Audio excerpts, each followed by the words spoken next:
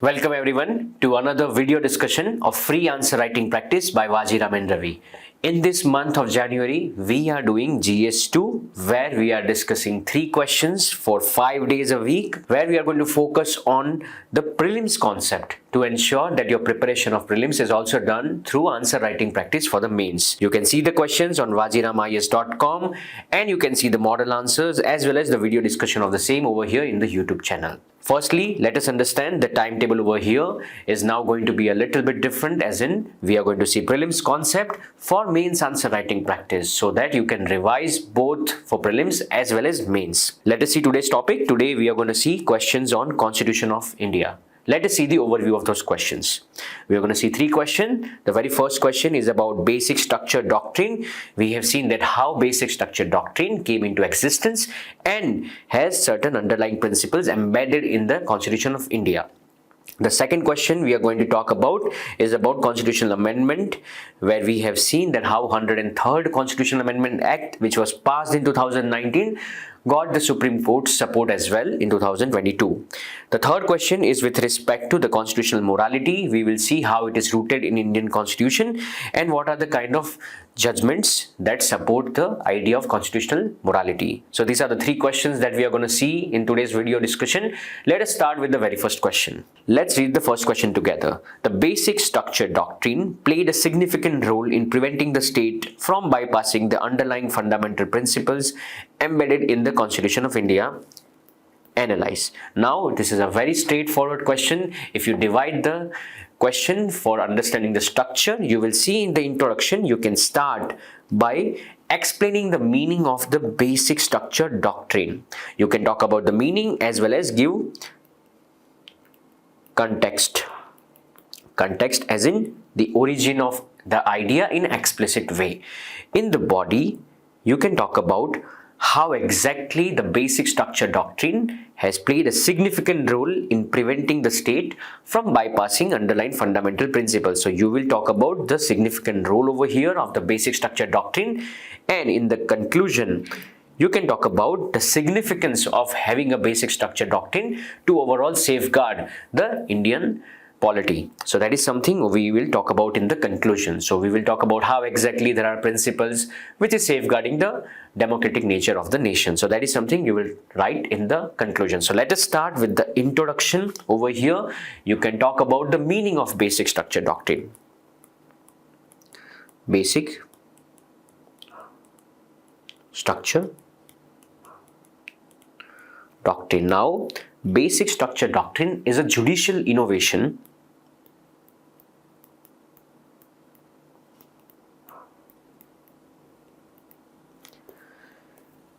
where we do not have any explicit idea of the basic structure doctrine in the Constitution, but there are certain judgments which created idea what exactly are the features of the Constitution, what part of basic structure doctrine, for which we have to make sure that they are safeguarded in their original way. So that is basically basic structure doctrine, to ensure that the ideals of Constitution are protected. So that is something you can start with.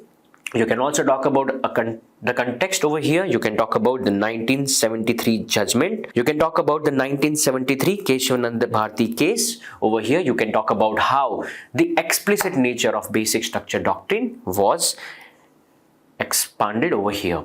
So that is something you will talk about in the introduction. Let us see in the body what can we write. Over here you have the opportunity to talk about that how it has prevented the state from bypassing the underlying principles of the Constitution. So firstly you can talk about that how it preserves the spirit of Constitution. We have seen that there are certain articles in the Constitution which provides for certain kind of privileges for the legislature to amend the Constitution. But through basic structure doctrine, there are certain limitations as well, because of which they cannot change the nature in arbitrary way. The second is ensures federalism. We have understood that how federalism is also part of the basic structure doctrine, and it safeguards the state's autonomy as well as the center's function to ensure there is enough space for federal nature of the country. Third, we have seen that how it also ensures judicial independence. We have seen that how the 2014 NJ Act was struck down by judiciary to ensure the judicial independence. Now again, this is part of the basic structure doctrine. We have seen that how rule of law has also been part of the basic structure doctrine. You can talk about a judicial case over here, Indira Gandhi versus Raj Narin case, where we have seen that how this kind of features are also protected through judicial judgments. Then we have upholding secularism, again through a judicial case of S.R. Bommai versus Union of India 1994. We have seen that how secularism was part of the basic structure doctrine. So through various judgment, we have seen that how basic structure doctrine has expanded the idea of what all features are in the constitution considered as fundamental. So this is something through which we have seen that how it has prevented the state from bypassing the underlying principles. So that is something you will write in the body. In the conclusion, you can talk about overall significance of the basic structure doctrine. You can talk about it safeguards the constitutional integrity to ensure whatever was the original nature, the original idea of constitution, to ensure that the Indian society reflects this kind of values is safeguarded. Then we also understand that how the constitution becomes the ultimate authority. It ensures the supremacy of constitution as the law of the land. It also ensures that the certain principles are upheld like federalism, secularism, fundamental rights and democracy. So that is all you can write for the significance of basic structure in the conclusion. Let us see the model answer and understand how can we inculcate this part in our answer writing practice.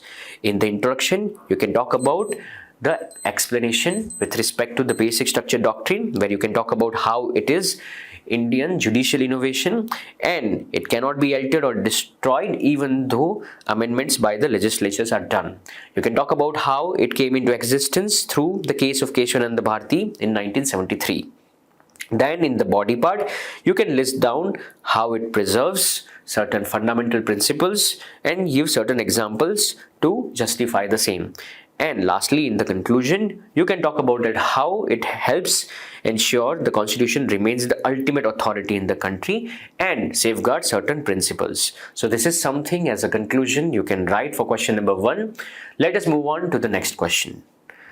Let's read the question number 2 together. Discuss the salient features of 103rd Constitutional Amendment Act 2019. How far do you think it will help in addressing the issue of social inequality and promoting inclusive growth in the country? So this question is about constitutional amendment. Over here, you have to structure the answer in such a way that the narrative of the question starts with certain context. Then in the body part, you can talk about how it helps with respect to resolving the issue of social inequality, and in the conclusion you can talk about certain way ahead points. So firstly, in the introduction, you can give the context. You can talk about it. The 103rd Constitutional Amendment Act 2019 was passed to ensure there is certain affirmative action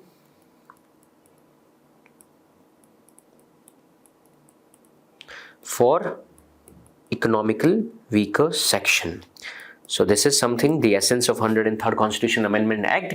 And you can also talk about it how in 2022 Supreme Court also supported the act, as in it ensured that this act is in the essence in parallel with the constitution and its value. So that is something in the context you can go ahead with. In the body part, you can start with the salient provisions, as we have to talk about the same, which is the direct demand of the question. Over here, you can list down that how the amendment modified certain articles such as Article N15, where we can now see there are enabling articles to ensure there is 10% reservation for EWS section population for government jobs and educational institutions, which was previously not covered by the existing SC, ST and OBC reservations. Apart from that, we have also seen that how this is going to be an additional reservation which is distinct from the 50% cap which was for ST, SC and OBC reservation. This expands the idea of affirmative action provision. Then we have also seen that how there are certain eligibility criteria based on the economic factors such as family income, ownership of agricultural land, residential house. So basically we are looking at how there are certain economic factors which defines whether you are economically weaker section or not, and thereby certain eligibility criteria for accessing those affirmative actions.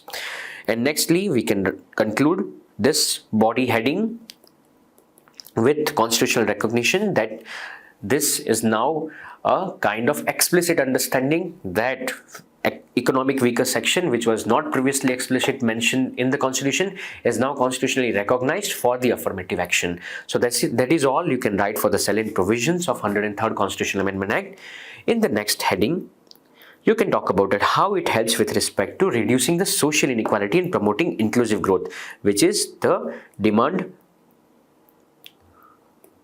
direct demand of the question. So in the first heading, we ensured the direct demand of salient features was also covered. In the second, we will talk about this demand. Over here, you can list down different points, how exactly the 103rd Amendment Act, which is basically giving affirmative action for EWS section, is making sure we are reducing social inequality and promoting inclusive growth. You can talk about how it is shifting to individual-centric approach. Over here, we have seen that there are certain judicial cases where Supreme Court have explicitly mentioned that affirmative action should go beyond caste and consider parameters such as economic status and gender as well. So that is something going beyond the traditional approach. We have also seen that how efficient identification of the targeted group, as in the beneficiary, can be understood properly through this kind of mechanism based on income criteria.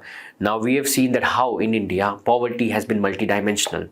Not just that, we have seen that how exclusion as well as discrimination is a multidimensional phenomena, where we can also target this kind of economical factors to understand the nature of the target group. Then we can talk about, we have already seen that how there are educational and income inequality through EWS reservation. We can promote affirmative action and thereby bridge those kind of gaps. We have also seen that how it is a progressive narrative and it destigmatizes certain kind of groups of population. We have seen that how inclusion of upper caste as beneficiary through reservation in EWS is seen as a progressive step, thereby reducing the stigma associated with the traditional caste-based reservation. So this is again seen in a different way, as in we are now having a progressive narrative over here. So these are the kind of benefits that we are getting through EWS reservation, and it ensures, it reduces social inequality. Now in the next heading, which can be a small heading per se, because we have to also talk about certain limitation, because over here the question talks about how far do you think. So there has to be certain analysis. You can list down 3 points and understand what is the limitation of the 103rd Amendment Act. You can talk about it how there is still unclear basis for EWS reservation. We have seen that there are certain data points which have not helped understand that how representation of lower income group in government service can be corrected through EWS reservation. We have also seen that this kind of affirmative action can also provoke certain potential for sub-categorization demand. So that can create complexities in the entire affirmative action process. We have also seen that how this kind of implementational issue can arise because of this kind of 103rd Amendment Act provisions, such as bureaucratic challenges. We have also seen that how there is low taxable population, and giving certain kind of relaxation will definitely have certain fiscal burden for the state. So that is something for the limitation part you can imbibe in this body part. Then in the conclusion, you can talk about certain way ahead. You can talk about that how Dr. Ambedkar's perspective on reservation says that the affirmative action has to be temporary and exceptional in nature to ensure that there is sufficient mobility for the group. For long term, we have to ensure that enough empowering mechanisms as well as schemes are in place to ensure the marginalized section get the right opportunity. You can talk about primarily we need to eliminate discrimination so the social equality can be achieved. And lastly, we have to ensure the inclusive growth idea should be imbibed in every mechanism, every governance idea. So that is something you can write in the conclusion part for question number 2. Let us see the model answer and understand how can we inculcate the same in our answer writing practice. Firstly, in the introduction, you can give the context. Then as the demand is salient provision, you can list down the salient provisions along with certain substantiation. Then in the heading 2 of the body, you can talk about how it helps with respect to reducing the social inequality. You can list down the proof point with example. As we have to also talk about certain analysis, you can talk about the limitation and list down the same in few points. At the end, in the conclusion, you can talk about certain way ahead, that how there is need to ensure, apart from such kind of affirmative action, there should be holistic and empowering mechanism to ensure the marginalized section sees socio-economic mobility. So that is all for question number 2. Let us see the question number 3. Let's read the question number 3 together. Constitutional morality is rooted in the Constitution itself and is founded on its essential facet. Explain the doctrine of constitutional morality with the help of relevant judicial decisions. Now, if you see this question, we have to understand the demand of the question is very explicit and mentioned in the question itself. We have to explain the doctrine of constitutional morality, and to understand the constitutional morality, you can take support of certain judicial decisions. Now, if we break down, we have seen the structure of the question in the introduction. You can briefly explain the doctrine of constitutional morality, which we can do in the introduction. In the body part, you can talk about in the heading 1 that how exactly the constitutional morality is rooted in the Constitution itself. In the heading 2, you can talk about certain judicial decisions which support the idea of constitutional morality, and in the conclusion, you can talk about certain way ahead points. So let us start with the introduction. Let us understand what exactly is constitutional morality. Well, the doctrine of constitutional morality says that Constitution is not just a legal document but a moral document where it provides certain guidelines for the government as well as for the citizens. So it is not just a legal document, it is a moral document, and it provides guidelines for government as well as for citizens. So that is something, the basic idea of constitutional morality. Let us see the body part and understand in the heading 1 what exactly is constitutional morality and how exactly is rooted in the Constitution itself. Firstly, you can start with the preamble. We have seen explicit wordings such as liberty, equality, justice, fraternity, which are kind of the foundational principle of the Constitution, and thus they reflect the moral values that the Constitution wants to promote. So we have seen that in the preamble part. In the fundamental rights, we have seen that how there are certain kind of safeguards for the citizens against arbitrary state power. Thereby, there are certain kind of values that the Constitution wants to promote, and they are also reflected in the fundamental rights. Then we have seen how in directive principle there are certain kind of values that the state must ensure to create certain kind of society, which is basically the ideal society as per the Constitution of India.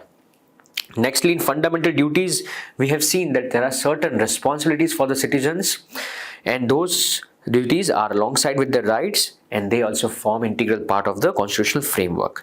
And lastly, the constitutional morality also helps and is reflected how there are checks and balances in the Constitution through separation of power, and thus again the very idea of constitutional morality is explicitly mentioned in the Constitution itself. So this is how you can conclude your heading 1 of the body. In the heading 2, over here, we will talk about that how constitutional morality has been invoked by several cases by the Supreme Court. Over here, we are talking about relevant judicial decisions which supports the idea of doctrine of constitutional morality. The very first, you can talk about SP Gupta case, the first judge case. Over here, we have seen that how the separation of power, the checks and balances was ensured, as in the constitutional morality was ensured through a judicial judgment. Then we have seen NAS Foundation versus Government of NCT of Delhi 2010. Over here, we have seen that constitutional principles were prioritized over social perception. So that is something you can imbibe for this heading. Next, we have seen that how again there were certain checks and balances through judgment of NCT of Delhi versus Union of India in 2018 that again reflects the spirit, the moral values of the Constitution. Nextly, we have seen in Navtej Singh Johar versus Union of India 2018, where we have seen that court have drawn a line between the Constitution and public morality. Over here, we explicitly understand that there are certain moral principles, underlying principles, which are reflected through constitutional morality and are rooted in the constitution itself. Next, the Sabarimala case. Over here again we have seen how there are certain moral values of justice, liberty, equality and fraternity which supersedes the customary value and beliefs. So this is how you can support your heading 2 with relevant judicial decisions. In the conclusion, you can talk about way ahead or you can talk about the significance of constitutional morality. Over here you can talk about that how it is cornerstone for the democratic fabric, as in the ideas, the values are making sure that the democracy, the nature of democratic setup that we have in the nation is safeguarded. We can also talk about it how it is embodiment of constitutional principles and values and guiding force for the individual's beliefs. At the end, you can also talk about that how it ensures there is collective commitment for justice, equality and rule of law. So that is all for the conclusion of question number 3. Let us see the model answer and understand how can we inculcate the same in our answer writing practice. In the introduction, you can define the constitutional morality. You can then, in the heading 1, talk about how constitutional morality is rooted in the constitution itself. You can list down the proof points. Then you can talk about several judicial judgments to support the doctrine of constitutional morality.